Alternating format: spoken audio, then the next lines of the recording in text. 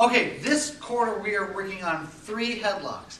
And while the headlock techniques are interesting and fun, I find students often have a challenge with actually putting the student in the headlock so they can learn the jiu-jitsu to defend it. So I'm going to go over the 3 different headlocks we have. We have 3 headlocks. One comes from the side, where you're standing next to the person on their side. That's called a side headlock. One is where you're in front of the person. That's called a front headlock. And then there's one where you're behind the person. That should be called the rear headlock, and you can call it that, but we also call it the stranglehold.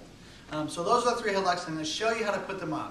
Generally speaking, if I have just my arm around my partner here, this is a head hug. There's really no lock involved. He can just wander off. So, dang. Okay, headlock. I grab my wrist and I squeeze his head in so it's locked in. So you want to hold like you're holding a cat. You know, like firm. You don't want to drop the cat. So this is a side headlock. Right arm around the head.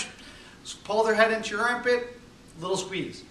Front headlock, same idea, except we're in front of him. I take my right arm, I put it around his head, I grab my wrist, I lock it in there. Front headlock.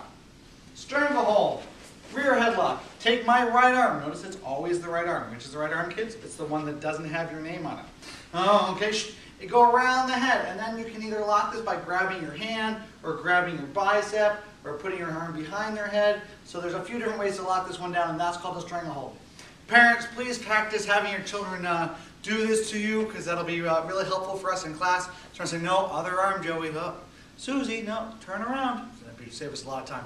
Thanks.